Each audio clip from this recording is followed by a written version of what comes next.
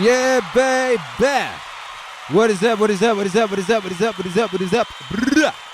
Welcome, one and all, to the Meaning Stream number 51. 51 days and nights of regulating those vibes. We in here, baby. We in here. And if you're on the replay, hi, how are you? If you looked in live, double hi, how are you? Double, double, double. I've done a lot of work, as always. I've got a lot of organization done in the DJ library today. I have way more sci-fi instrumentals than I thought. So that's good. And what else? Oh yeah, I made that record that we just played as like a record.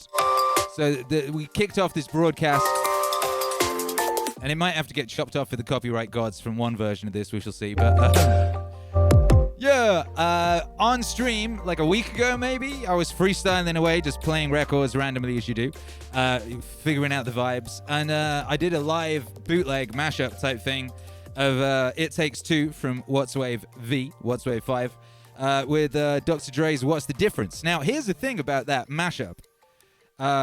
It didn't even occur to me at the time that Alan Watts talking about It Takes Two and talking about duality. And then the Dr. Dre instrumental from the track, What's the Difference Between Me and You? I didn't even, I just thought they sounded good together. I didn't even realize in my conscious mind that they were also thematically completely intertwined. And that I didn't even realize that until someone said something in the comments today.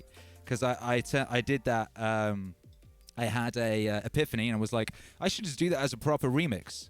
You know, so I did that this afternoon, and then I just dropped that on the YouTube channel and the SoundCloud and the Bandcamp. So you can download that for free right now. Yes, you can.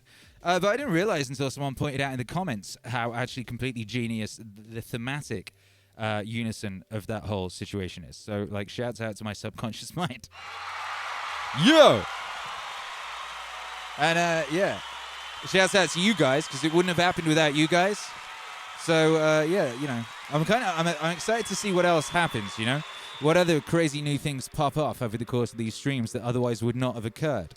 I'm definitely going to be pushing deeper into experimental territory as we go deeper. I asked you guys on the community tab yesterday what kind of mixes you want to see coming up, and there's loads of great ideas, so I'll definitely be paying attention to those. Shouts out to everyone looked in live, all the live gang. Shouts out to you got on Facebook. There's some people on Facebook, it seems. There's some people on Twitch. And there is, of course, the mighty MEANINGWAVE Wave Gang, the Duck Squad, whatever you guys are calling yourselves today. Wave Gang or Drown over here on the YouTube. You bad motherfuckers, you. I'm not supposed to swear, am I? Bad mama jammers. There you go. Gosh, I need a jar. Hey, Vim Fuego gets that First award, Vim Fuego. Well done. Vim Fuego is first. A lot in the long ago, of like 2.5 hours ago. So you've been hanging out in chat like a G for a while, and I'm proud of you. And yeah, what up, Luke Ford? You were almost first. House Palmer was third. We just got the whole gang in, so shouts out to the gang. Lovely to see you guys. Thank you for being here. And yeah, go cop that. Go download that Alan Watts Dr. Dre mashup if you haven't yet. It's free. I think the link is in the bio. Or should be, it's easily find. It's on the Bandcamp. You know, you can find it. I think the links to the Bandcamp is in the bio. You can go find that. Yeah. And who'd have thunk it? You know, who'd have imagined Dr. Dre and Alan Watts coming together and it being so beautiful and sounding like it's just natural, like it always should have been that way. And of course, it always should have been that way. I am just a conduit for God's will. God damn it, that's all I'm doing. I'm just here conduiting the will of the Almighty. And, you know, making myself into an excellent Gundam sort of rocket ship / mech suit for the gods to drive. You know, gods or God singular. I don't care how you want to put it, you know. That's all I am, baby. That's all I'm here for. I'm just a conduit. Ooh, just a humble DJ, you know, just a humble beat farmer. Just a humble gardener in the garden of beats. You know, but of course it's better to be a warrior in a garden than a gardener in a war. And that's why I swing kettlebells on the roof in the dark and keep an eye out for alien life. You know, that's what That's what I'd be doing. 3 o'clock in the morning most nights. If you are flying one of your drones over West Hollywood, you might see me up on a rooftop swinging a kettlebell. You know, listening to a new beat that I've just made and keeping an eye out for aliens, you know, because that's what's going on. They're out there. They're among us, and they are zooming around all over the place, causing all sorts of problems, causing all sorts of concerns over Russia the other day and North Wales. You know, it's just kicking off. It's kicking off. But the only reason that I themed today's stream, alien themey, and I'll get a little deeper into what I meant by that, is because it's number 51. And I was initially for that Alan Watts Dr. Dre mashup. The first thing that came into my mind for a visual for it, I thought, cool, I'm going to get some footage from Grand Theft Auto San Andreas when he's hanging out with Truth, you know, that hippie guy, and he breaks into Area 51. I thought that would be dope. And then I was like, oh, whoa, it's Meaning Stream 51 today as well. That's crazy. But then in the end, I decided that it would be cooler just to have a visual that was just like the image that I made for the artwork, because it was very cool, and I put like Matrix graphics over it. It looked very cool. But anyway, yeah, Area 51 vibes.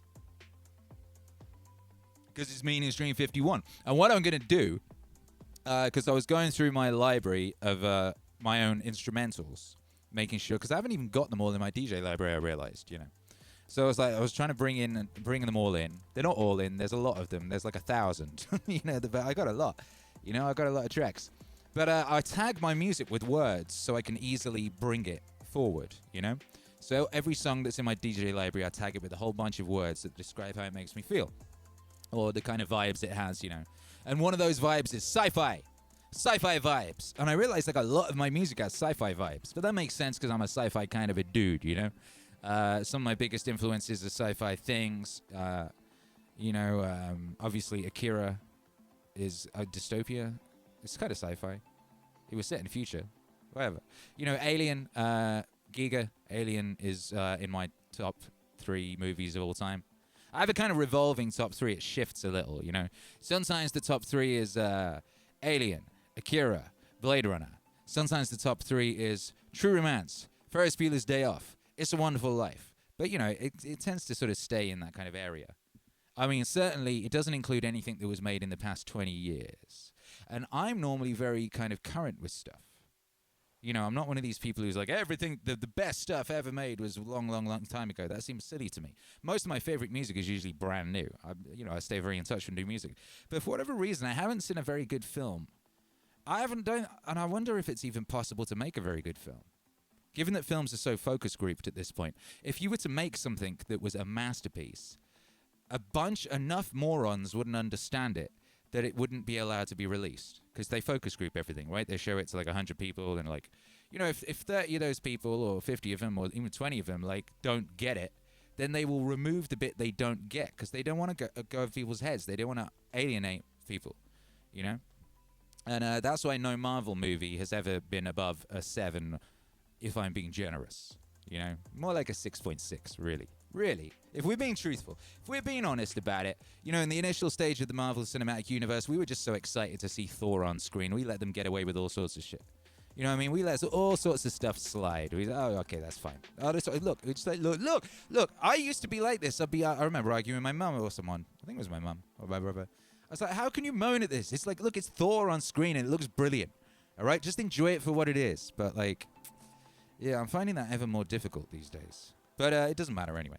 It doesn't matter because, you know, we're about to enter a new world. And in that new world, there's going to be new art forms and new ways of telling stories. We were talking about this last night. And I've been thinking about it a lot. And it's something I definitely want to be involved in, you know, is the birth of this new art form. Which I've been talking about being participatory. Like the telling of our mythical stories has to be participatory once again, just like it used to be. And one way we can do that is like films are very expensive to make, you know, and you have to get a whole load of people. One thing that's happened with this pandemic or whatever it is, you know, they're not making movies because you can't get a load of people in a room right now. Out of necessity will be born an art form where you don't need all the people in one room. That's kind of what's going on here, right? We're all hanging out together. You know, Grave Flower and Word XP and Spagandi and BJB and Vim Fuego and Greg A. The Dawn and Hensei Warhol Z. We're all hanging around together, right? House Palmer's here, you know, but we're not in the same room. But we're still hanging out together and vibes are being transmitted. Now, you could be making great artworks and telling stories in that fashion. And you could be doing it in some kind of like VR, like painting, some hyperspace digital painting. And it doesn't matter, you're in different places with different quality cameras and different lighting and stuff like that. If the thing is all sort of built together within a system, some kind of like infinite digital painting space that you can engage in and your presence can be felt and expressed, you know? Anyway, we'll think more of that as we go in, but I think that's what we're going into. I think it's going to be great. Hensai Warhol Z says we're going to bring back video arcades with both booth seating and movies will be interactive VR games, and the seat you choose will determine your role. Yeah, something like that. You remember those Choose Your Own Adventure books? You know what I mean? Like, I used to love those Choose Your Own Adventure books. When I was my son's age, I remember I used to get sent to bed at like 7 o'clock, and I'd hide under the quilt for a bit until I was pretty sure everyone was sure I was asleep. Then I'd get out my little flashlight, you know, and then I'd read my books. And some of the books I was into were those Choose Your Own Adventure books, you know what I mean? You're like a barbarian or something, or like you're on some kind of epic quest, and it's like, you know, kill the dragon or not kill the dragon. Of course you kill the dragon, but if you didn't kill the dragon, you go off and have a different adventure. And it'd be in a book. It was like a book video game. Back in the day, man, we used to get down. What up, Fire is Everything says, I was listening to motivational Dragon Ball Z AMVs earlier. When is Vegeta Wave coming out? Yeah, you know what I mean? Like, I would love to do more of that stuff. It's just very difficult with copyright being the way it is. Because you could spend ages making something and then it'll just get deleted or yeeted. It'll just get straight up yeeted. Plus, you can't put it on Spotify or anything. And, like, Spotify actually generates revenue, whereas YouTube advertising does not, you know. YouTube streaming does not. So it's very difficult. It's one of these things. That's why, basically, you ever see that Riff Raff video where he's like, I just want to blow up and act like I don't know nobody. And he's got the fangs in. You know, a bit like that, but like, I just want to blow up and then like act like I don't give a shit about copyright. You know what I mean? Then I can just make whatever I want and not worry about it. You know what I mean? So I'm looking forward to those vibes. But you know, we're seeing what we can get away with. What up, DS Duenas says Raff Riff. Reezy, can you believe this, right? I was on Riff Raff earlier. I discovered him in like 2009 or 2008 or something, right? I think it was 2009. And I wrote to him, and I was like, "Yeah, dude, you're amazing. I want to produce some beats for you and get you on a track." And he goes, "Give me $400 and 2 beats, and I'll rap on one of your tracks." I didn't have $400. I was broke. But like looking back, it was like, damn, I could have had Riff Raff on a track, and he would have rapped on 2 of my beats, and all I had to do was give him $400. And at the time, I was like, damn you, Riff Raff, like, you know, I'm going to give you some beats, but it's like, who am I? You know, really? He was right. It's like when Naval says about someone talking about doing, what's the word? Being an assistant or something. What is it? Not assistant. It's a, you know, when you go and work in a place and you don't really know what you're doing and you kind of learn off them. And people who do it moan about not getting paid enough. And Naval was like, you know what I mean? If you're doing that for someone like Warren Buffett, you should be paying him because you're going to learn a lot from that guy. What's he going to get off of you? He's going to have to show you loads of stuff. You're going to you're going to file the papers in the wrong place. You're going to make a mess. You know what I mean? I don't know. What do they call that? Interning. That's it. Interning. Goddamn interns moaning about how they need to be paid more. Son of it. You go get some skills that are worth paying you for, intern. God damn. What up, Hensai Warhol Z? He says, Thai film Chocolate 2010 is a modern masterpiece, as good as any classic. Oh, damn, I'm screenshotting this. All real stunts. Star did half and her ankle splintered. Yeah, I think like the last good film I saw was Korean. So it does make sense. Apparently there's a Chinese movie. The concept of it really excited me. The concept was that they turned the Earth into a giant spaceship. And I always thought the Earth of the Earth as a giant spaceship, you know? I remember when I was little, I used to have these dreams, and the Earth was a spaceship, you know, just flying through. But it was like literally like we'd be sat on it, and you could feel it moving, you know, and you'd be like moving around the cosmos, you know. Yeah. Anyway, so the vibes today, brothers and sisters. What I wanted to do today was I'm going to do a DJ set, and the DJ set is basically going to be me like live scoring, using drawing from my pool of amazing sci-fi productions, live scoring an epic sci-fi anime movie. That's the vibes tonight. The vibes tonight is we're gonna live score an epic sci-fi anime movie. We're gonna do it live. It's gonna be sick. You know, Feels like righteous. The other vibe, if you didn't know, What's Wave 6 is it's coming out on May 29th. It's coming out digitally, but also for the first time we're making it available on vinyl. Alan Watts and Akira The Don, we're doing a MEANINGWAVE record. We're making it available on vinyl. Oh, sweet, look at that. And the Indiegogo has just jumped up. We're now at 38% of our goal. We're at 38% of our goal. That's very exciting. That's great. We just launched yesterday. Yeah, we have a goal of $6,000. That's how much it will cost to get the vinyl made. So that's no profit. That's like zero. That's just base level of get vinyl made. And people keep asking me to make vinyl, so that's why we're doing this, because people want vinyl. And you're right to want vinyl, because as I've discussed, and I've discussed this often because it's concerned me for many years, particularly not even that violent, just like a bit of cheeky sunspot activity would wipe out every hard drive on the planet. And that means all MEANINGWAVE music, because none of it is on vinyl and it's all on hard drives. That's where it all exists. Most people stream it. Over 2 million streams a month of MEANINGWAVE music just on YouTube and Spotify. And all of that would disappear if the sun just decided to like flex a little bit, which you could easily do. So I think we do need to start pressing things onto vinyl, and this will be the beginning of that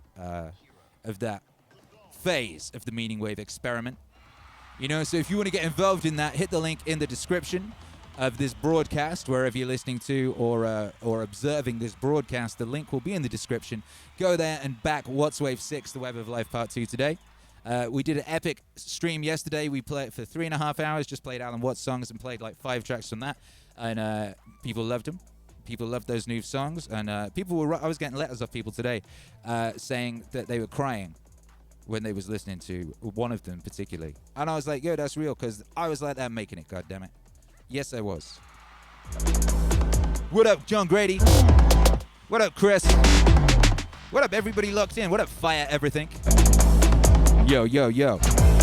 What up, Fire Everything?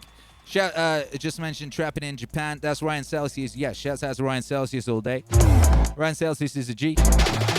He put a couple of my tracks on one of his mixes. Was it last Christmas?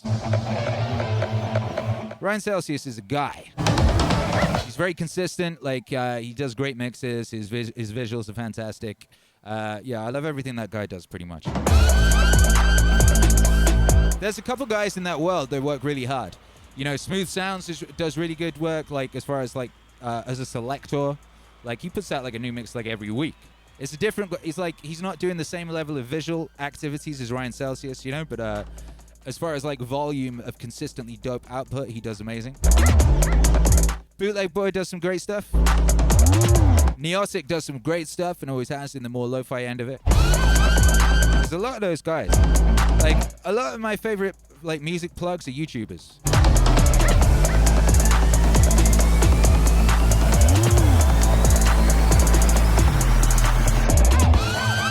Yo, yo. Oh.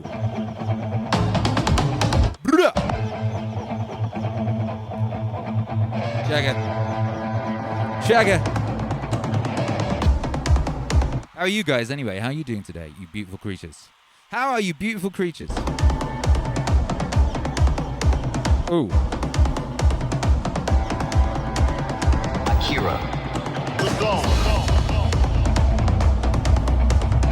This is actually, this is from a new album. Like, this music, there's a slightly different version of this is on the next album. You don't know what that is yet. Who do you think could suit this beat?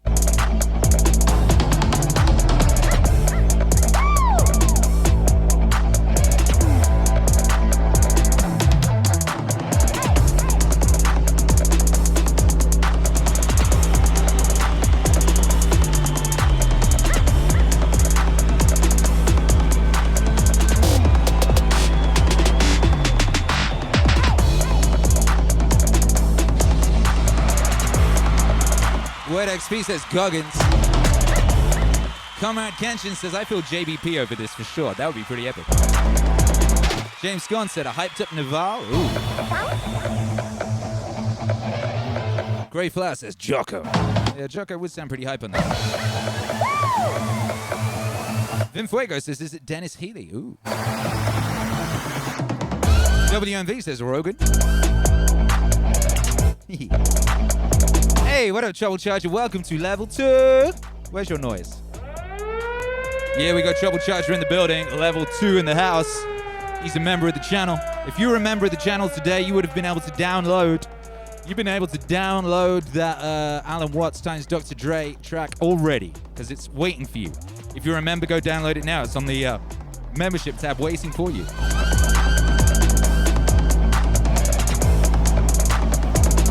Eccentric naturalist, maybe Joe Rogan. Spaghetti Elon. Small in Australia, Gary V. Hey.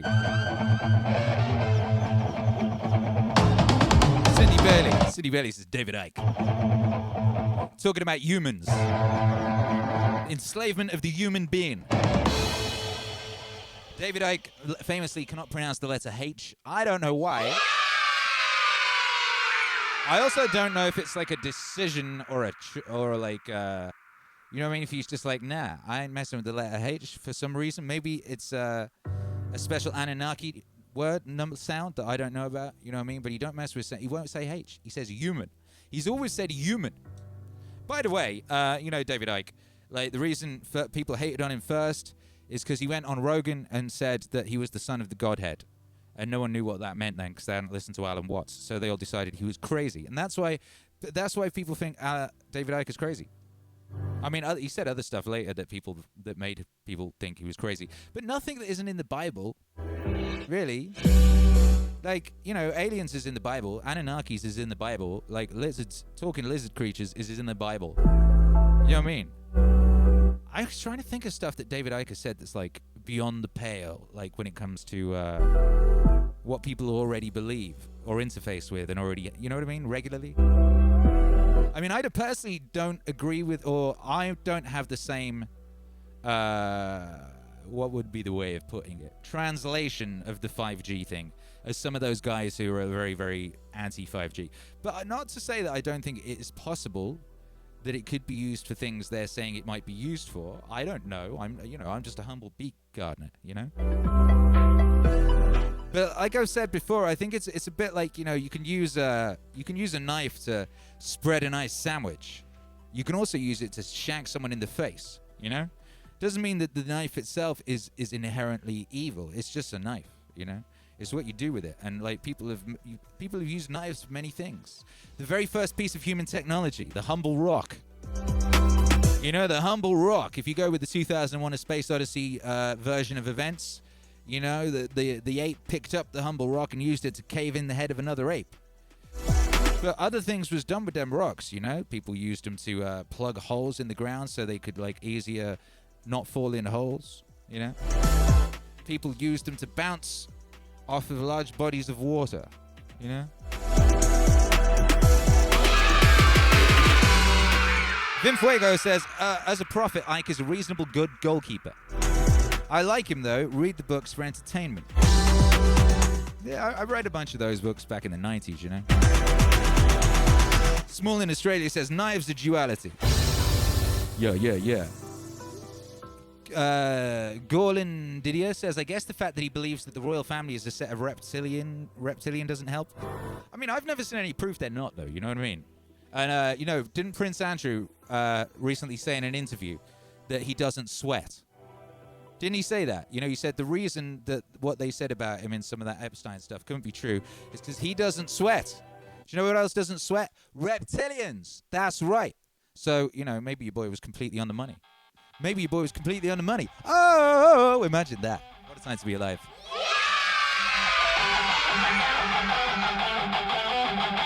Yeah! Akira. We're about to go in with that DJ set. I think it's, you know, nearly time. Yeah. Oh, another one. Hey. Let's check in on that campaign. How are we doing on you? How are you doing, campaign?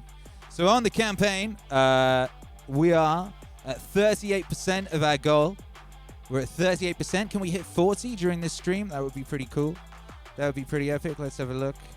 how it is. I can't wait. We get a streaming PC has been built. They sent me a letter today. I ordered it like 2 weeks ago. They sent me a letter today saying that it had been approved. I don't know what that means. How can you take two weeks to approve?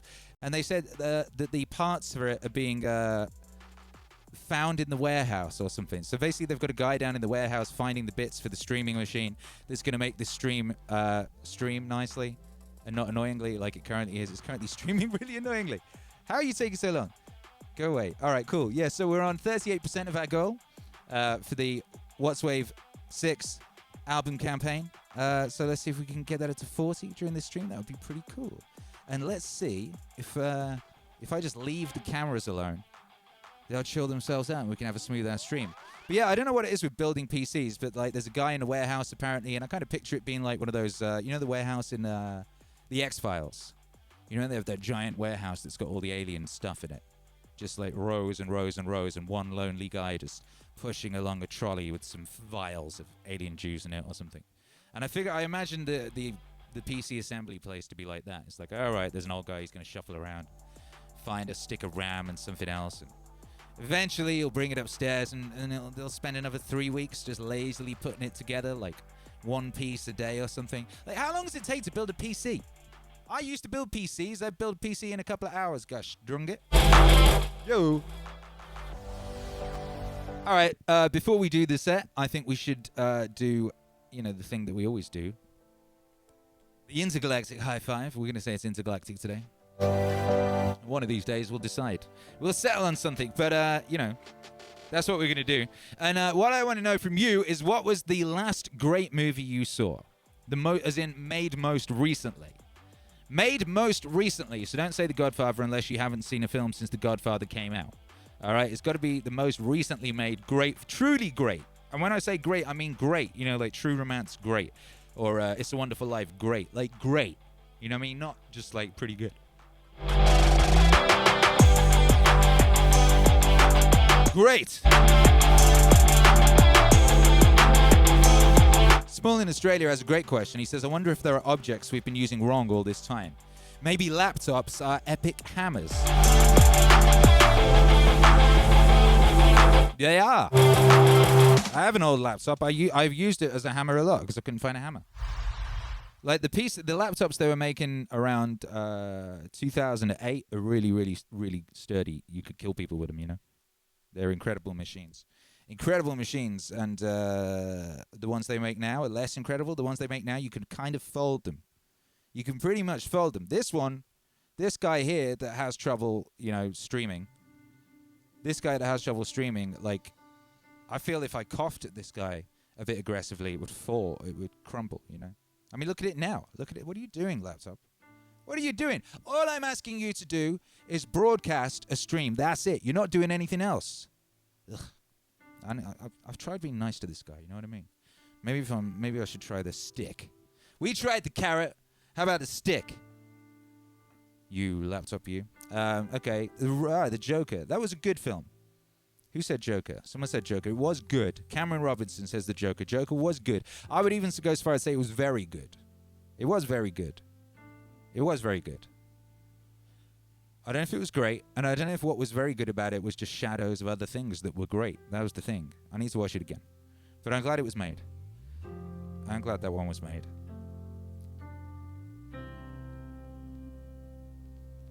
Comrade Kenshin says this stream is the best portal in all the MEANINGWAVE verse. Hey. Spagandi said 38% in 2 days. Absolutely fantastic. You are absolutely fantastic. Yes, you are. Gorlin Didier says, I hope the Marcus Aurelius LP will be put on vinyl. I definitely buy that. I really want one. Oh, shout out to this t-shirt. I really want it on vinyl. Here's the thing. This is basically an experiment, this campaign. And if the campaign goes well, and if it works, then we'll make other things available on vinyl. And if that works, we'll make more, and so on and so forth. And if there's a demand for it, we'll do it. If you want it, we will make it happen. If enough of you to be able to do it. The thing with vinyl is there's a base level of you being able to do it. They don't, for a start, they don't make less than a certain amount, and it costs like a lot to do. But I would love all these things to exist on vinyl because I am worried about that flipping sunspot activity. I ain't even joking when I say that. You know? Now, Solanza said the film about JBP. Yeah, that was good. Small in Australia says Australia, Parasite. I didn't see that. I didn't see Parasite.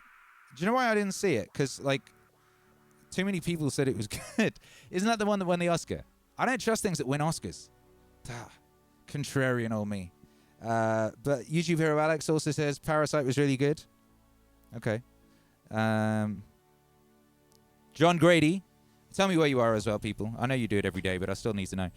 John Grady said 300 was pretty great. 300 was great, wasn't it? I need to watch that again. I saw that in the cinema at the time. Brazilima said the Ram Dass movie was awesome. Best movie I've seen in a long time. Oh, I was thinking of watching that. All right, thanks. I will take that recommendation. Spagandi said Joker in Florida. Said Joker had great world building and music. Yeah, it did. It did. Hentai Warhol Z says Zen Campment Chocolate. The Thai film, as I said, peak of human film. Peak of human film, you guys. That sounds epic, you know? Anyway, I screenshotted that, so I'll check it. Derna, 1804, Queens, NYC. The last truly great movie I saw in the theater was Fury Road. Fury Road was dope. It was dope. I just didn't quite like the way that Mad Max was like second fiddle. He wasn't even really a character in his own movie. It was a bit weird. But it was good. It was very, very good. I mean, it's good. It was really, really good. It was really good. Jack Payne says Blade Runner 2049. I did love that movie. I did love Blade Runner 2049. Grey Flower says laptop be like, I know, right? Pat Zia says Ghost in the Shell. You mean Ghost in the Shell, the anime, or the live action remake? I didn't see the live action remake. Was it good? Does anyone know? Daniel Grove says Lord of the Rings. Lord of the Rings was very good. Here's a funny thing. Greg A. The Dawn says The Force Awakens. Presume, really? Come on. Come now.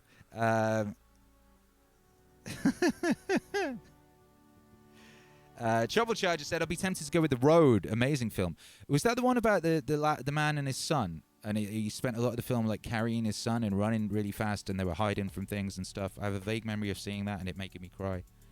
I think I saw it before I had a son as well. Vim Fuego says Toy Story 4. Hey. Jack Payne says Alita, Battle Angel. Oi! That was great. I forgot about that. I love that movie. They better make a sequel. Oh my goodness.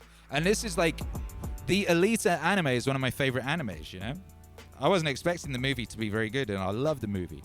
Damn, I did love that movie. Yeah, Alita was great. Jack Payne says Snowpiercer. I haven't seen that. But isn't it a prequel for Toy Story or something? Get that right. Two people want Dude Wave. Dude Wave is on my list, but again, it's one of those things where there's issues with copyright. But I do want to do it. Sheila Ferreira says Pan's Labyrinth. That's one of those ones I remember seeing that in the movies. All I remember is how it made me feel. And the way it made me feel is the way that I felt when I was like 7.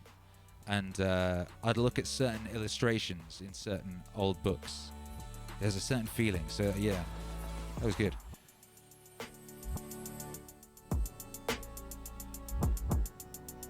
Hentai Warhol Z says Disney Star Wars is trash. And water is pleasant. Yep.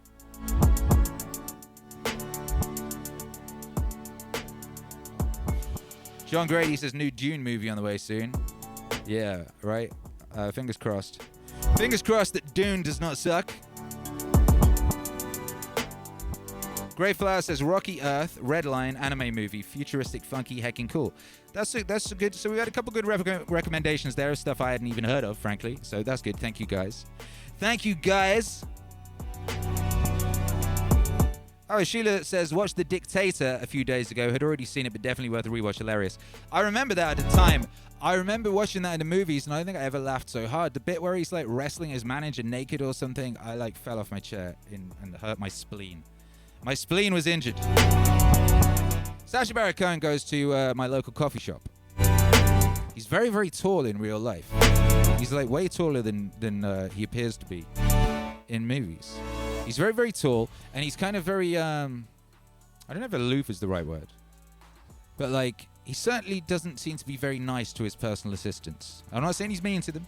I'm saying he's not very nice. I wouldn't burn us, you know, like, the way you'd imagine like an Egyptian prince from back in the day might be. Them kind of vibes.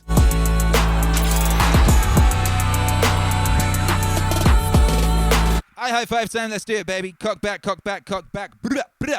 Aim for the brain.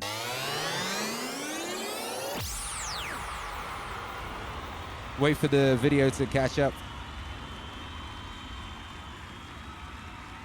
Damn, the laptop really can't hack it today.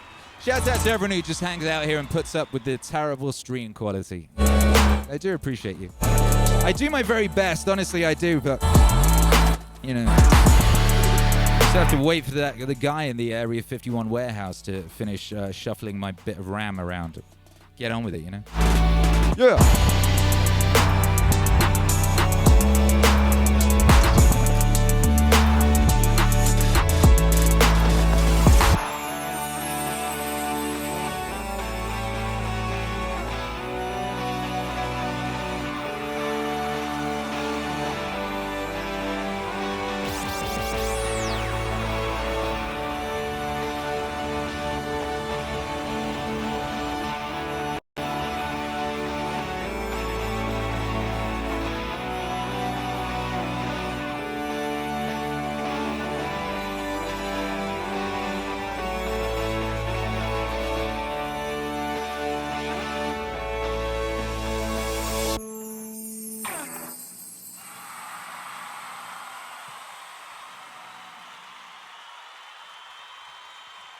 Yo, come on, voice. Where are you? That's a beautiful record, isn't it? That's the instrumental of Strength from JBP Wave Paradise. I believe that was on Paradise, and it was on Clean Up Your Room 8. I believe it was. Clean Up Your Room 8, which is the name of the JBP Wave instrumental collections, is what that is. And I think what we'll do is we will listen to a song from the Alan Watts album. Yeah, we will. We'll listen to a song from the Alan Watts album. And then we'll go in with our epic sci-fi set. So here's a track from the forthcoming Alan Watts album, Watts Wave 6, The Web of Life Part 2. It's called You Love Yourself. It's very joyful. Factual. Akira. This ain't no middle of the mall, bitch. You love yourself in terms of what is other. In terms of what is other. You love yourself in terms of what is other. In terms of what is other. Now, when you go deeply into the nature of selfishness, what do you discover? You say, I love myself, I seek my own advantage. Now, what is the self that I love? What do I want? And that becomes an increasingly ever-deepening puzzle. Now, I've often referred to this when you say to somebody else, I love you. It's always rather disconcerting to the person to whom you say that. If you imply that you love them with a pure, disinterested, and holy love, they automatically suspect it as being a little bit phony. But if you say, I love you so much I could eat you, that's an expression, as a way of saying to a person, you attract me so much that I can't help it. I'm absolutely bowled over by you. I'm gone. And people like that. Then they feel they're really being loved, that it's absolutely genuine. But now, I love you so much I could eat you. Now what the devil do I want? I certainly don't want to eat the girl in the sense of literally devouring her, because then she'd disappear. But I love myself. And what is me? In what way do I know me? Well, it suddenly occurs to me that I know me only in terms of you. See, when I think of anything that I know and that I like, then it's always something that can be viewed as other than me. I can never get to look at me, real me. It's always behind. It's always hidden. And I really don't know it well enough to know whether I love it or not. Maybe I don't. Maybe it's an appalling mess. But certainly the things I do love and that I want from a selfish point of view, when I really think about them, they're all something else that's in a way outside me. You love yourself in terms of what is other, in terms of what is other. You love yourself in terms of what is other, in terms of what is other. Now we saw that there is a reciprocity, a total mutual interdependence between what we call the self and what we call the other. That's the warp and the woof. And so if you are perfectly honest about loving yourself, and you don't pull any punches, you don't pretend that you are anything other than exactly what you are, you suddenly come to discover that the self you love, if you really go into it, is the universe. You suddenly come to discover that the self you love, if you really go into it, is the universe. You don't like all of it. You are selective about it, as we saw in the beginning. Perception is selection. But on the whole, you love yourself in terms of what is other, in terms of what is other. You love yourself in terms of what is other, in terms of what is other. You love yourself in terms of what is other, in terms of what is other. You love yourself in terms of what is other, in terms of what is other. Because it's only in terms of what is other that you have a self at all. Right?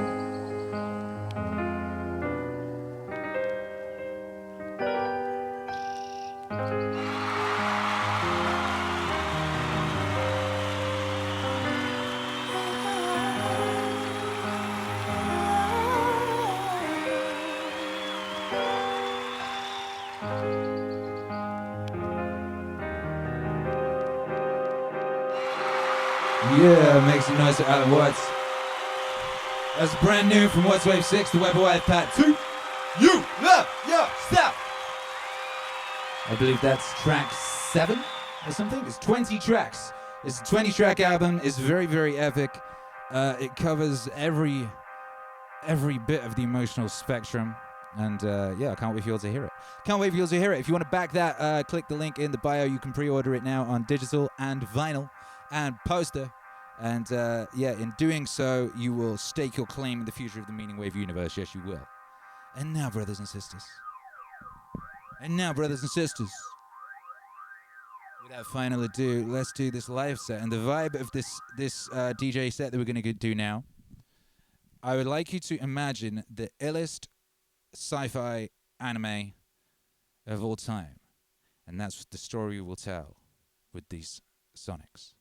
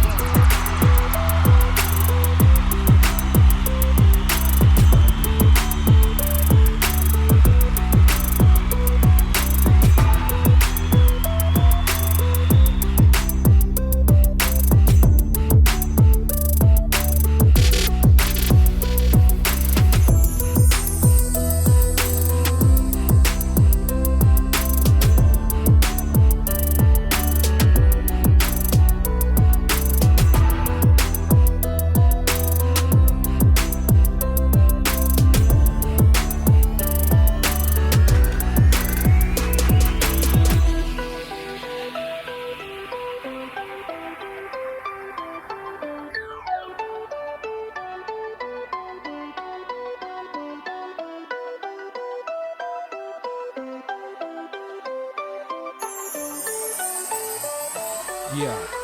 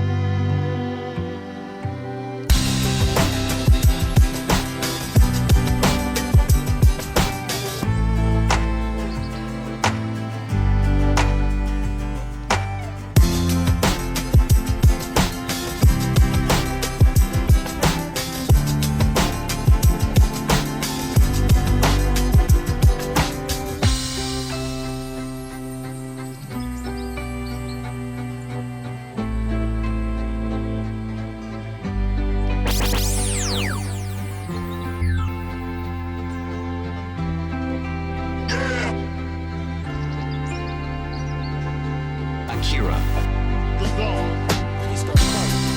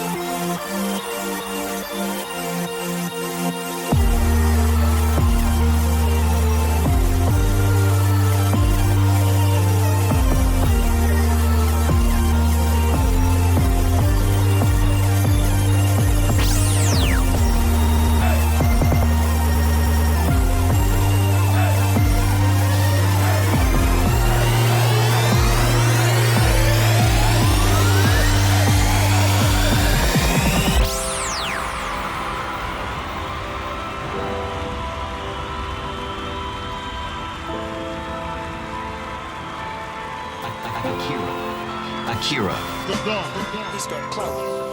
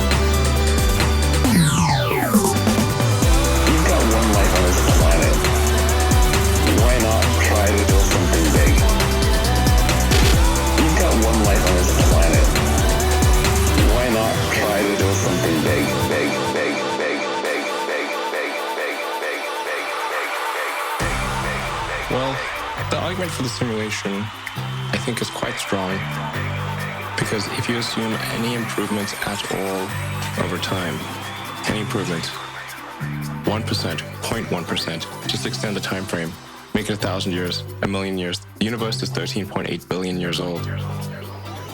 Civilization, if you're very generous, civilization is maybe 7 or 8,000 years old. If you count it from the first writing, there's nothing. There's nothing. If you assume any rate of improvement at all, then games will be indistinguishable from reality. Or civilization will end. One of those two things will occur. Anyway, I don't want to sound like things are too dark, because I think like you kind of have to be optimistic about the future. There's no point in being pessimistic. It's just too negative. It doesn't help. You know, I think you want to be... my theory is like you'd rather be optimistic. I'd rather be optimistic and wrong than pessimistic and right. Than pessimistic and right. Than pessimistic and right. I'd rather be optimistic and wrong than pessimistic and right. Than pessimistic and right. Than pessimistic and right. At least we're on that side. Because if you're pessimistic, you're just going to be miserable. Enjoy the journey. Enjoy the journey. Ultimately, you know, even if we just sort of existed as humans forever, eventually that'd be like the heat death of the universe a zillion years from now. Eventually it's going to end. It's just a question of when. Because it really is all about the journey. The universe as we know it will dissipate into a fine mist of cold nothingness eventually. And I think it's really just about how can we make it last longer. I'd rather be optimistic and wrong than pessimistic and right. Than pessimistic and right. Than pessimistic and right. But I'd rather be optimistic and wrong than pessimistic and right. Than pessimistic and right. Than pessimistic and right. But I'd rather be optimistic and wrong than pessimistic and right. Than pessimistic and right. Than pessimistic and right. But I'd rather be optimistic and wrong than pessimistic and right. Than pessimistic and right. Than pessimistic and right. I think most likely, this is just about probability, there are many, many simulations. These simulations are, we might as well call them reality, or we could call them multiverse. And they're running on the substrate. That substrate is probably boring. When we create a simulation, like a game or a movie, it's a distillation of what's interesting about life. It takes a year to shoot an action movie. And then that's all distilled down into 2 or 3 hours. So let me tell you, if you see an action movie being filmed, it's boring. Super boring. It takes lots of takes.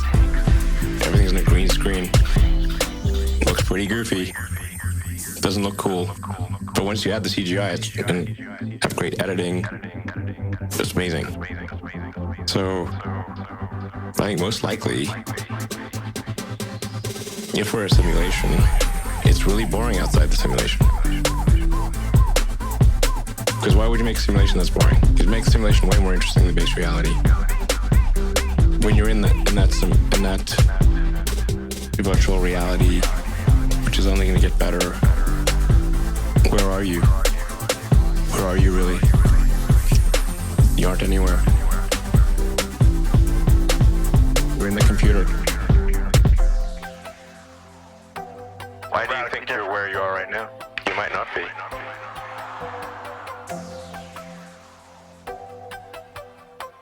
Right now you think you're in a studio in LA. Akira. You might be in a computer.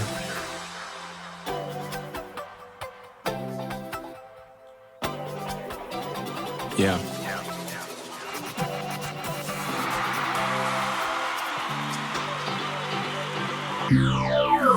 I'd rather be optimistic and wrong than pessimistic and right. Than pessimistic and right. Than pessimistic and right. But I'd rather be optimistic and wrong than pessimistic and right. Than pessimistic and right. Than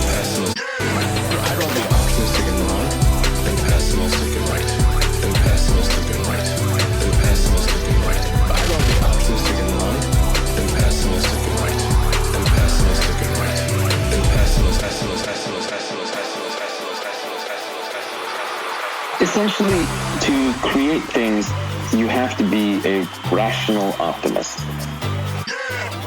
Rational in the sense that you have to see the world for what it really is, and yet you have to be optimistic about your own capabilities and your capability to get things done.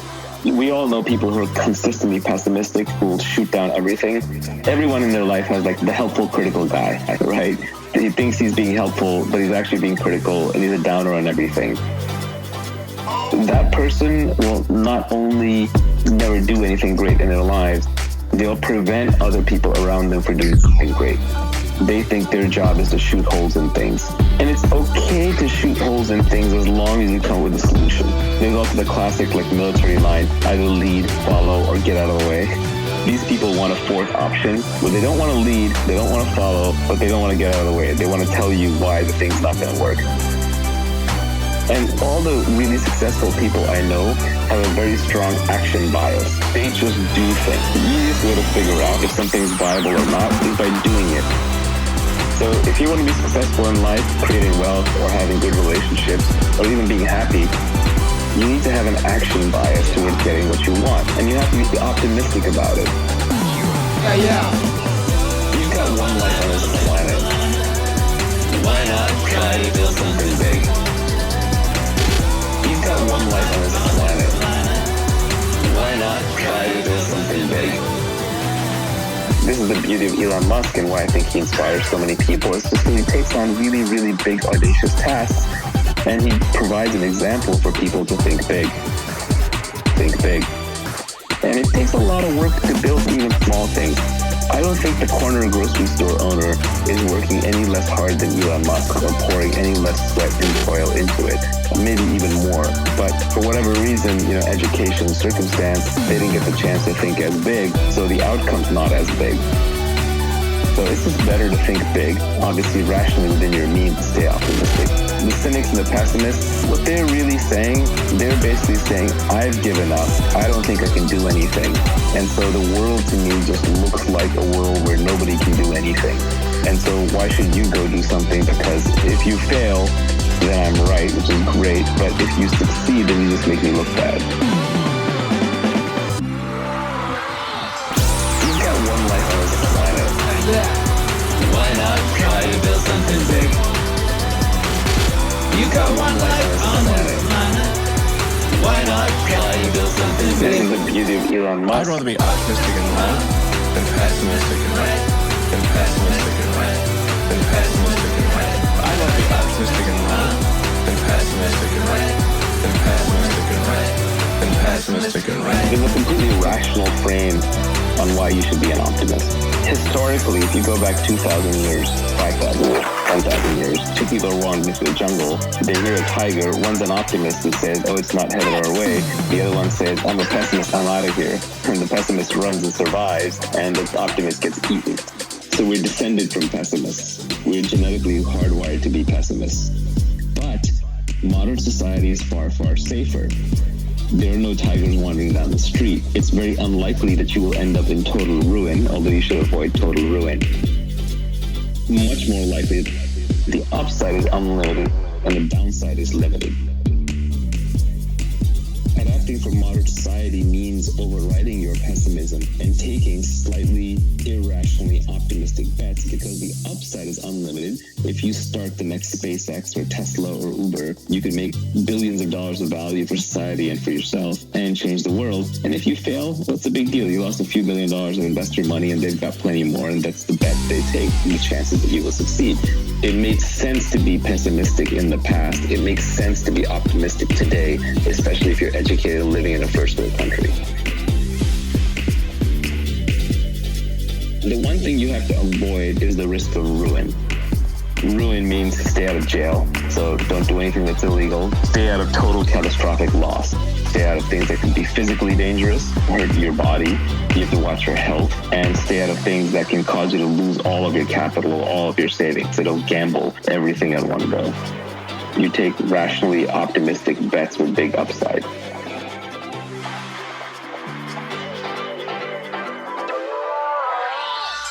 You've got one life on this planet.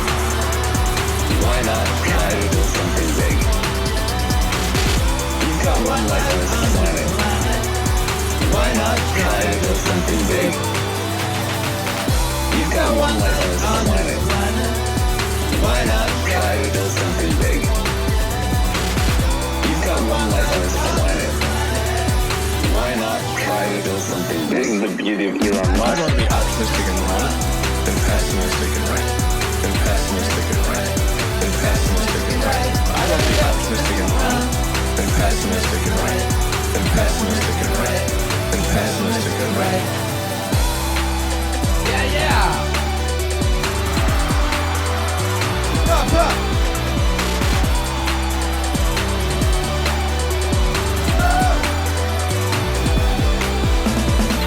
Silicon Valley has learned that the upside is so great that you never look down on the Slavi kid who's wearing a hoodie and has like coffee at his shoes and just looks like a Slav, because you don't know if he's going to be the next Mark Zuckerberg or the next Reid Hoffman.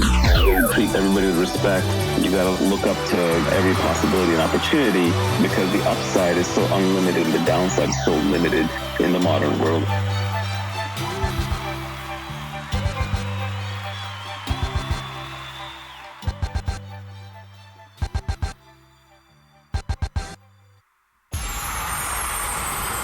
Yeah, baby.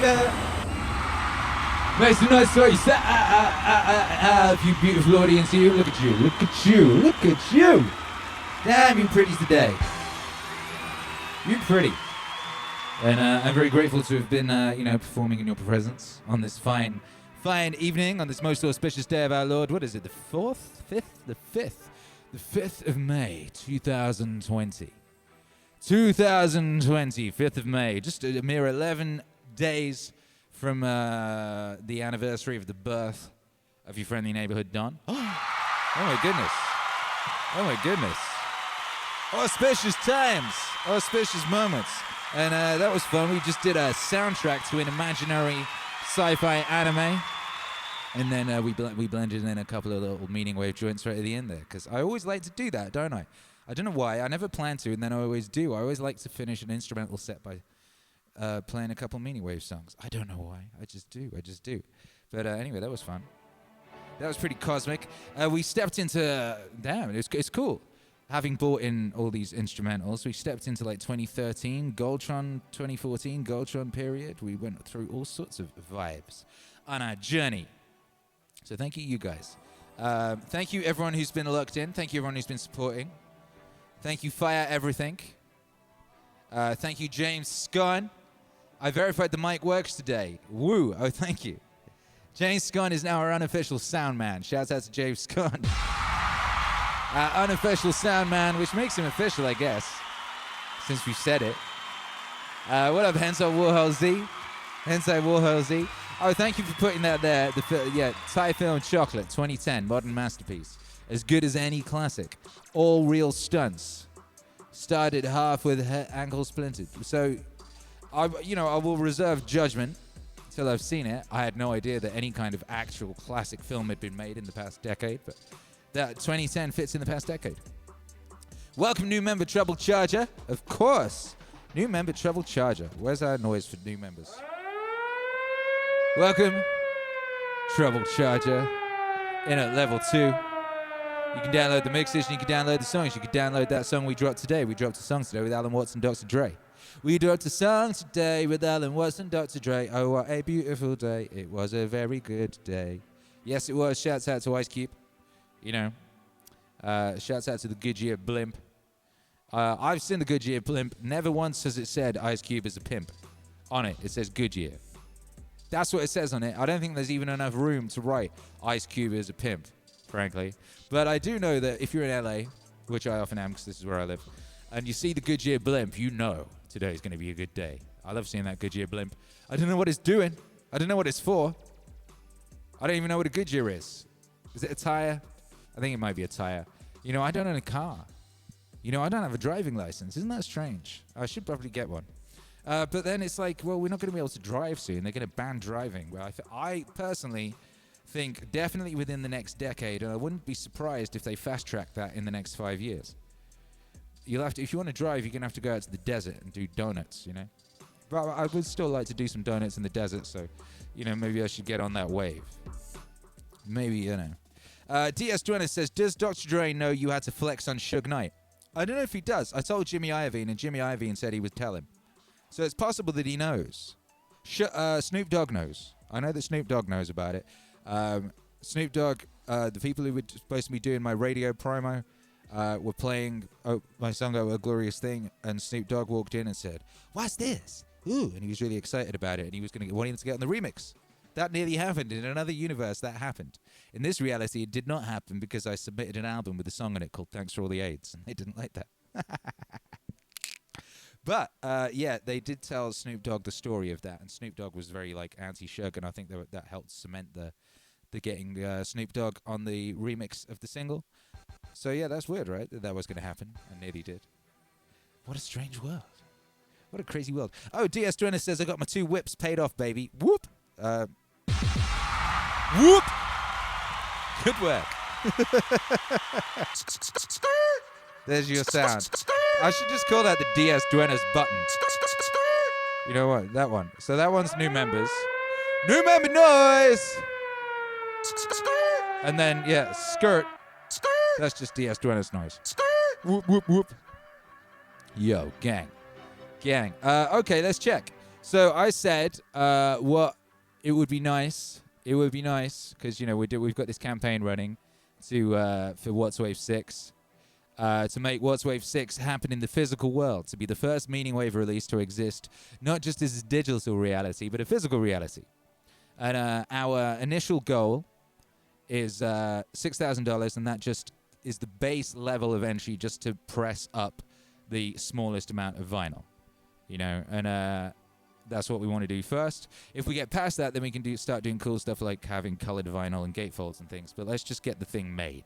Let's just make it sure that we can actually get it made. Hundreds of you said you wanted it, but there's a difference between clicking a button on a YouTube poll and actually, you know, buying a thing. So let's see where we're at on the refresh. What did I say? I said we want to hit 40% by the end of the stream, didn't I? I think I said that. I definitely said that. Oh! Oh!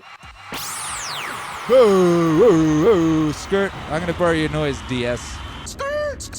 Skirt, we got the 40. We're on our way, ladies and gentlemen. We just launched this campaign yesterday, and we're on our way. We're on our way. It's the physical world, a physical reality of MEANINGWAVE stuff in the world. What we got going on here? Vinyl. You know, vinyl. We've got vinyl and where's that thing? Posters and downloads. You can get your download there. You could reserve your download there. I would if I was you. You know, I think I might do it anyway, just myself. Yeah, you get What's Wave. We're gonna have both What's Waves on vinyl, in case you didn't know. Both What's Waves. So you're gonna get the Web of Life. You're gonna get the Web of Life Part 1 and the Web of Life Part 2. So you get both of them on vinyl, and they're a beautiful set. Do you see how they kind of illustrate the duality? You see how you've got this kind of beautiful flowers and butterflies and this, and then in this one you've got like the gnashing of teeth and skulls and other things, you know. Oh, there's also a consultation tier, just in case you need a consultation. You know, if you're about to launch a business or if you just need to get your mind in check, you know, you can get a consultation. We added that because, you know, people said they want that sort of thing. We try and serve the people over here. Yes, we do. And shouts out to this computer. Look, it's just started messing up again, but it did very good, didn't it? It did very good, this computer, during this stream. It streamed. It was wiggly, but it streamed. Hey! Anyway, yeah, nice one. Okay, cool. You know, I've never done a crowdfunding campaign. I've always steered clear of that sort of thing. You know, I've never done it, so it's a bit nerve-wracking. You know, it's a bit nerve-wracking. You might fail. You might be that, like, you know, people don't actually want the thing that you've got to offer them. You know what I mean? Might be that. It might be that, you know, they're happy to stream and that's it. You know, not that any, you know, I love streaming. Well, but you know what I mean. So yeah, this is it's one of them things you have to do, you know, man. You have to get outside your comfort zone. So doing a crowdfunding campaign is well outside my comfort zone. I've never done one, you know, and but, you know, streaming every goddamn night, that was outside my comfort zone, and here we are, 51 streams in. 51 streams in, baby. What a time to be alive. Yeah. Hey. What up, Grey Flower? He says, MEANINGWAVE website is so crisp and cool. Aw, thank you. You know, working on that, trying to make it, please let me know if there's anything that you want on there that isn't there, you know? We're trying to be useful. We're trying to, like, I'll be adding blogs to it every day, and I'll be dropping all the music on it and stuff, and we're adding lyrics. We're doing that. You know, we've got cool new merch coming up.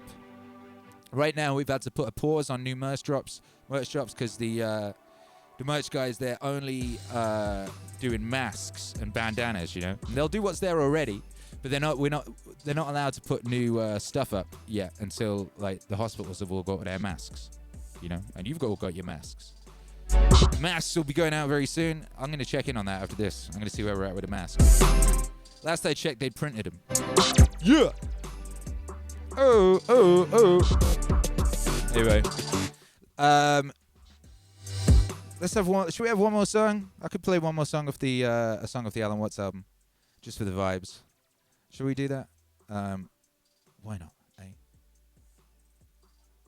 What I've got to be careful with is, like, not, you know, playing it too much before it comes out and not ruining too many surprises. So I think I'm going to stick to, like, there's only like 5 songs from it to be played or something. So it's 20 songs in total.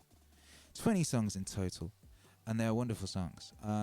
Where is the one I was thinking of playing? Feel free to shout in the chat if there's something you want to hear. Oh yeah, this one is great. I want to hear this one. I want to hear this one. This one is really good. It's one of the really good, succinct MEANINGWAVE records in that, like, it contains some wisdom in it, and it's just like 3 minutes long. It's like a 3-minute song, and it's got some epic wisdom in it, like epic for the ages, like super useful, potentially life-changing wisdom if you pay attention, you know, and allow it to affect you. And it's just like a 3-minute pop song. It's you know what I mean. It's one of the things I'm really trying to do, and you know. Every project, there's a few of them, and it gets closer and closer to that. This one's got a bunch. By the way, this one's got a bunch. This has got Major League Gems. This has got, like, a whole bunch of them. But here's one. Yeah! Akira. The Don. To spread joy, you have to have it. To impart delight, you have to be more or less delightful. And to be delightful is not some factor of trying to make yourself look delightful. It is to do things that are delightful to you. Do things that are delightful to you.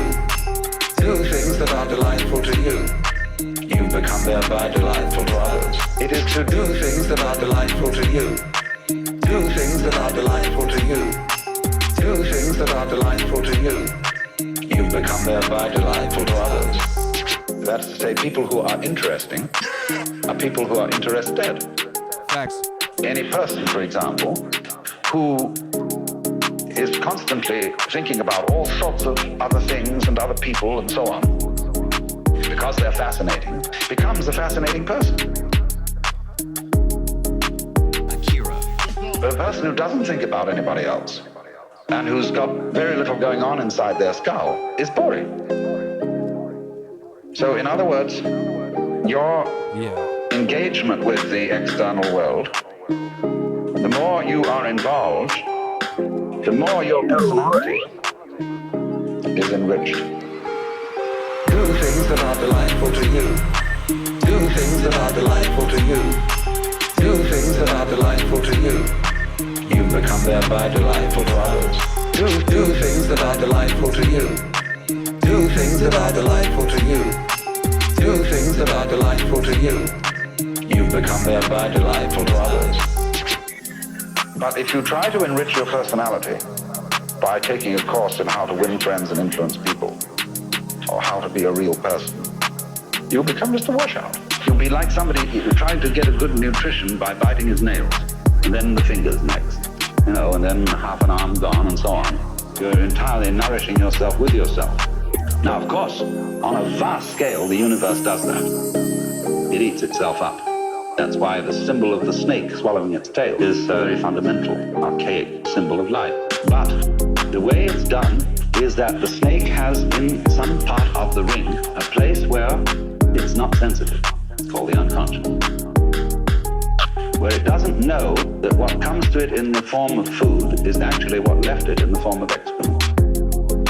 That thing is... Don't mention it. After all, as the Lord said at the beginning of the universe, you must draw the line somewhere. Do things that are delightful to you. Do things that are delightful to you. Do things that are delightful to you. You become thereby delightful to others. Do things that are delightful to you. Do things that are delightful to you. Do things that are delightful to you. You become thereby delightful to others.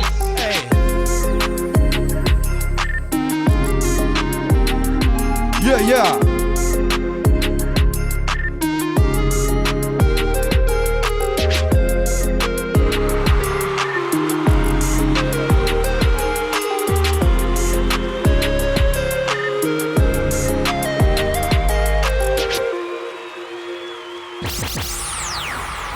Do things that are delightful to you. You become thereby delightful to others. That's Alan Watts and Akira The Don from the brand new album Watts Wave 6, The Web of Life Part 2. The concluding chapter of the Web of Life saga, coming soon to a stereo near you, and for the first time, this time in the MEANINGWAVE universe, on vinyl. That's it, brothers and sisters. 2 years into the journey, we're now going into the vinyl territory. Isn't that exciting? Isn't that wonderful? I'm very excited by it, and a little nervous, you know.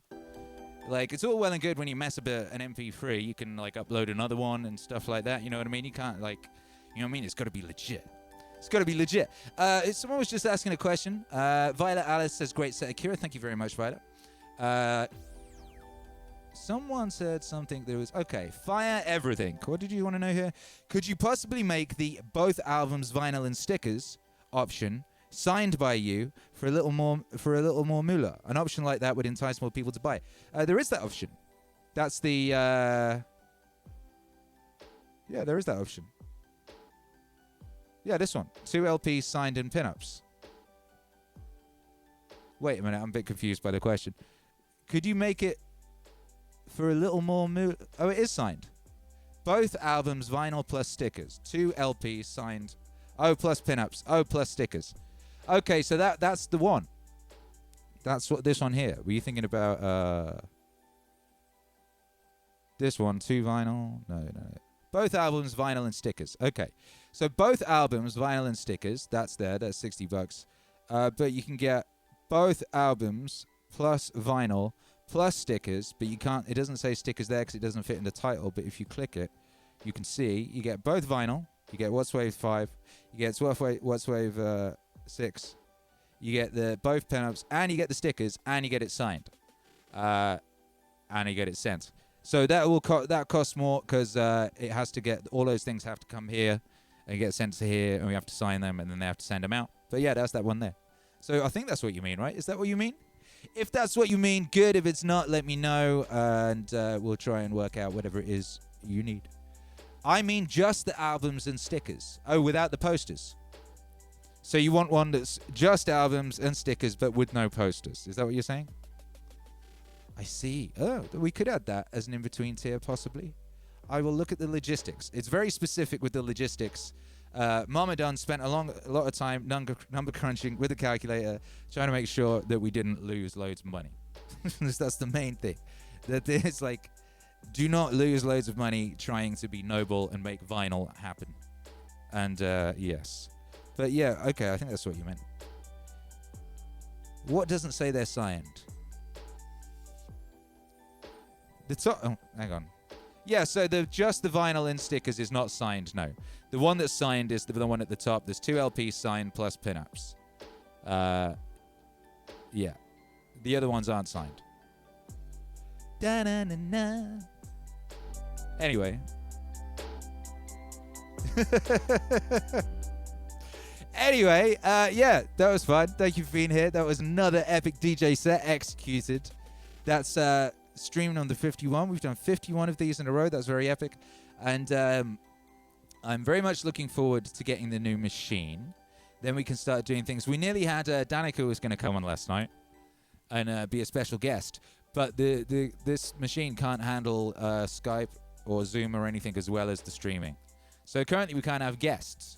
But when we get the new machine, in a couple of weeks, we'll be able to have guests in. So start thinking about what guests you want to see.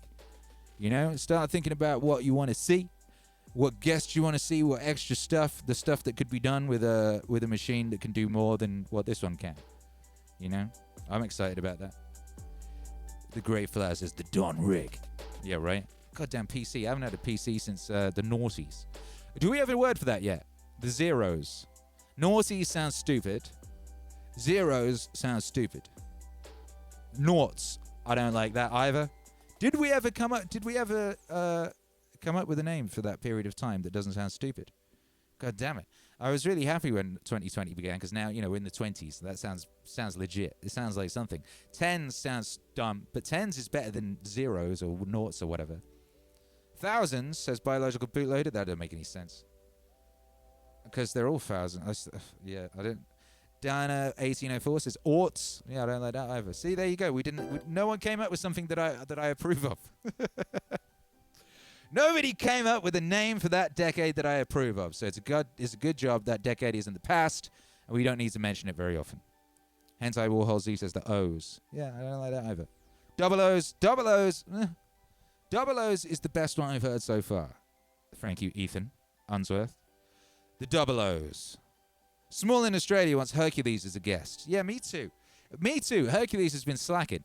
Hercules! He's been slacking. He's like, at this time of day lately, he's just always playing with this girl, Siren. You know? He's playing with this girl called Siren. I worry about that. Look, you see over there? See up there? Look, what's that on that album sleeve? It's a siren, innit? Look at her. Or a mermaid. A mermaid sirens, you know what I mean? But it's one of them. Like, what does it all mean? What does it all mean? CDRTEJ says Juggalos. Shouts out to Juggalos all day long. Juggalos are my favorites. You know, if I could ever achieve anything in my life, if I had to achieve, like, fostering a community as epic as the Juggalos, if you guys could, become as epic as Juggalos, we'd have to come up with a good name, and we'd have to, you have to start dressing in a specific way, because to bond people in such a fashion, you need to be quite specific, right? You know, Insane Clown Posse really nailed it with that. Like, you know, the clown makeup and the big trousers, you know, and the meth, all that. You know, they have their own drug, the drug of meth, and the drug of family. You know, once they Juggalos, once they tire of meth, they just go all in on family. You know, it's a beautiful thing. I love Juggalos. Great Flower says Duck Gang. Oh, look, you got a duck avatar as well on you. Look at you. Oh, that's beautiful. WMIV says Duckalos. What are you going to do? Dress as ducks? It's just not as cool as dressing as an evil clown, is it? Imagine going to... Because you have to think of it this way. You might have to go to war with the opposing team. You know what I mean? Imagine, so you might have to go to war with Juggalos. Think about it like the Warriors. I think about life like the Warriors in general, you know? Think about it like the Warriors. You know what I mean? Baseball Furies dropped the ball and all that. You know what I mean? They was cool. You know what I mean? Baseball Furies was cool. You want to be able to go up against the Baseball Furies. You know what I mean? And feel legit. You know? Vin Fuego says Duckos. Back out. Quack. Yo. Ducks can get mean too, says YouTube Heroes. Yeah, I know. There's a lot of videos of duck on duck unpleasantness on YouTube. It was one of the first things. You know when like YouTube first popped up and everyone was looking at cat videos? The first thing I remember on YouTube was the duck on duck like assault video. Duck on duck assault video on YouTube. I was like, damn. These ducks. I didn't realize. I never knew. I didn't know that kind of thing was going on underneath the water, you know? Underneath the surface. You just see the top of a duck, don't you? You don't think about what's underneath. Underneath that water level, there's some stuff of that duck that you don't want to think about, but it's there. It's there. Small in Australia says, don't duck with... Vin Fuego says, duckos have integrated their shadows, though. I mean, there's integration, and then there's just being evil. You know what I mean?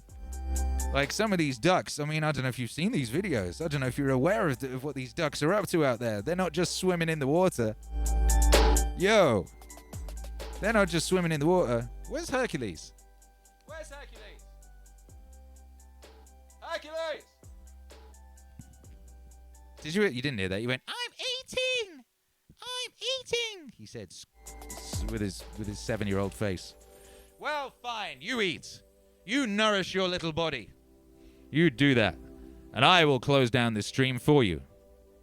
He's got one job. He has one job in this house. His one job is to do the International by 5.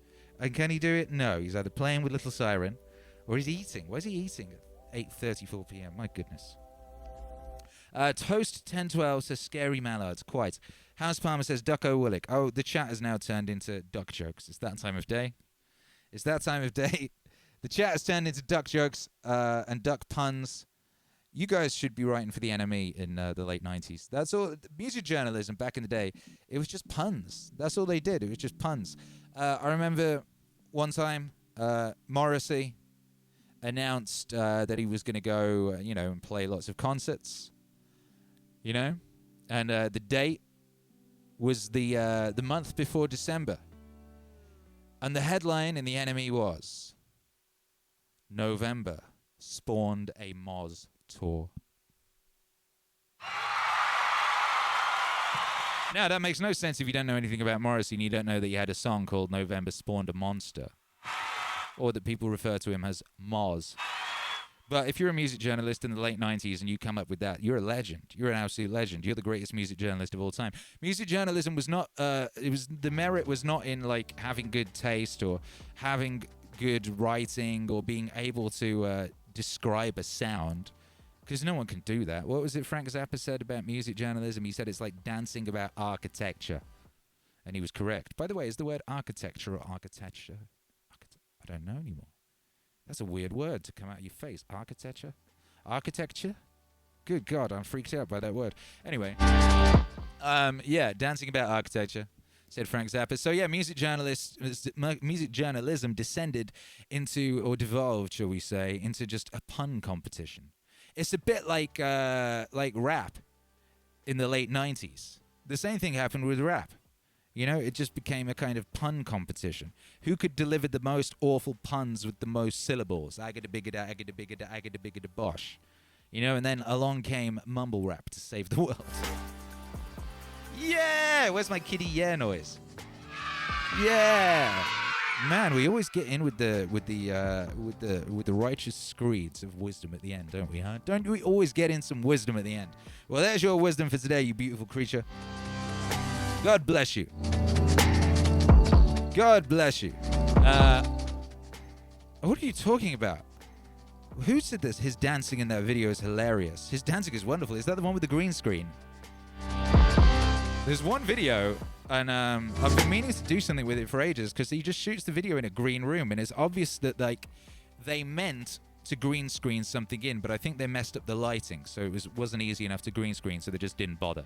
So that it's just Morrissey in a green room with his band. For a genius like Morrissey, his videos were always pretty poor. But he didn't like music videos as a medium. He thought it ruined the mystery. He liked interviews as a medium. He liked the pop interview. That's where he really shone. Outside of the songs, which are of course incredible.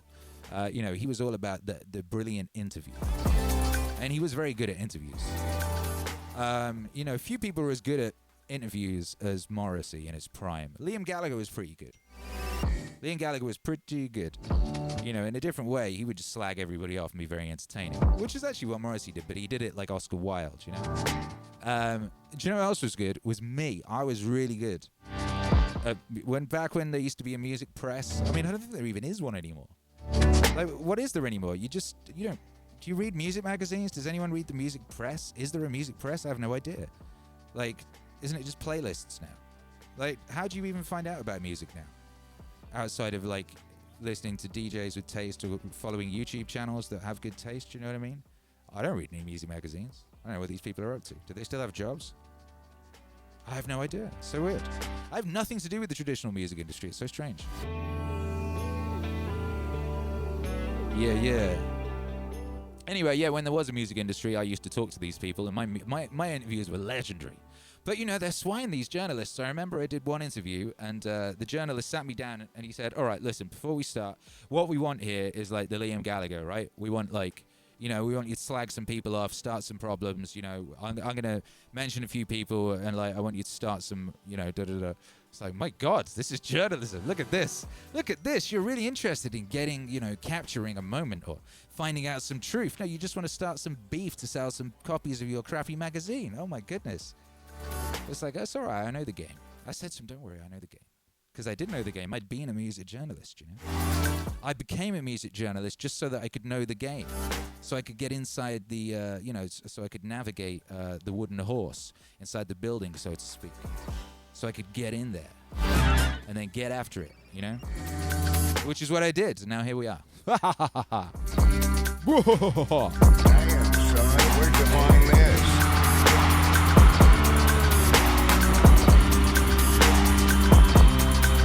Yeah. Stephen Wells, he was the greatest. Where'd you find this? He really was. That was my guy. He was like the only great music journalist. I don't know, maybe there was a few good ones, but he was great. He just wrote. He wrote like a god with a machine gun for a typewriter. That's what he wrote. Like Stephen Wells, he was incredible. And Stephen Wells, what a guy. Like when I wanted to be a music journalist, I wrote to Stephen Wells, and I had my own online magazine, and he had a book. It was called Tits Out Teenage Terratotti, and he let me serialize it in my online magazine. And then I was like coming to London, and he agreed to meet me for a drink and impart me some advice. I was just a kid. I was just a teenager with a dream, and an internet connection that in the library that I was utilizing, And he took time out of his life to come and meet me in the pub and give me some advice. This brilliant, brilliant man. And he moved to America. He loved America like me, and he moved to America with his wife, and then he got cancer, and then he died, and that was that. It was a bitter and brutish end to a brilliant man, a brilliant man who should be more known than he is, and should be more widely known. And I wish he'd had time to write about more than, stupid 90s pop bands. Because I would love for people to be reading his works now, I wonder if you can still get that book anywhere. See if you can find Tits Out Teenage Terratotti. Like, it's just one of these things that, like, reading him is, like, just sort of, like, injecting good drugs. Not, like, good, you know what I mean? It's like... is mainlining something fierce.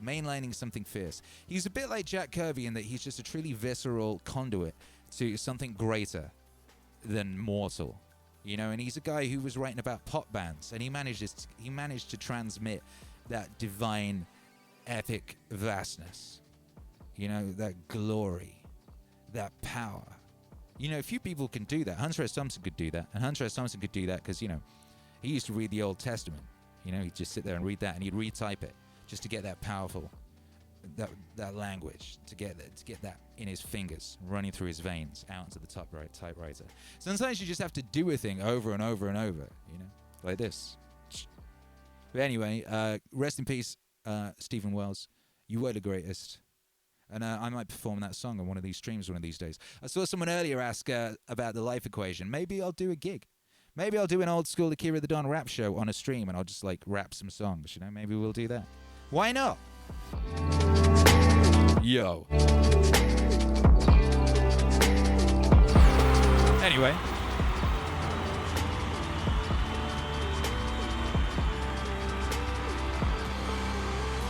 It's time for me to get out of here. Thank you very much for being here. If you're locked in live, then we appreciate you, and I appreciate you, and we, the community, appreciate you, because it's an energy transference. And a very powerful one. And if you're locked in on the replay, nice one. We salute you across space and time, and we're very glad that you're here with us. If you're listening to this as a breakfast show, good morning. It's a beautiful day to be alive here at the peak of recorded human civilization. I'm your host, Akira The Don. And, it's about to be an epic day for you. This is your opportunity to shine. Yes, it is. This is your time to go forth and to be mighty. I believe in you. We believe in you. Your ancestors love you. And we know that you can make them as proud as you want to. We know that you want to, and we know that you will, and we know that you can, and we know that you must, and you shall. It's the peak of recorded human civilization. I'm Akira The Don. I would like to say right now a prayer. Blessed be the wave riders. Blessed be the Meaning family. Blessed be those who go forth and be mighty. Indeed. We give thanks to the ancestors. We are grateful for this miracle that they have bequeathed us, and we shall endeavor to live our lives in tribute to that epic gift and that epic sacrifice. We shall remember it, and we shall hold it in our hearts powerfully, and we shall stand up straight with our shoulders back. Yes, we shall. Blessed be, brothers and sisters. Yeah!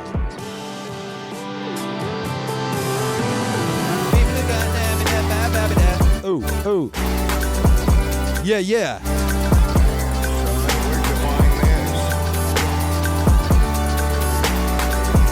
Yeah, yeah. All right, you beautiful creatures. I'm out of here. Be excellent to one another. We'll be back tomorrow with some fresh vibe regulation activities. I wonder what it'll be. What kind of vibes will we regulate tomorrow? I just don't know. If you want to support the wave, as always, you can hit one of the links in the description below. Wherever you're experiencing this, there are links in the description. You can hit them. You can choose your poison. You can become a member of the channel, become a member of the Patreon. You can buy some records. You can buy some merch. You could support the vinyl. You could support the What's Wave 6 projects on Indiegogo. You could back that and help 3D MEANINGWAVE exist in the world. Yes, you could. But, you know, most importantly, stay hydrated, stay joyful, stay grateful, stay you at your maximum you-ness, because you at your maximum you-ness is what is required for us to go forward and to boldly reach our destiny. By 5.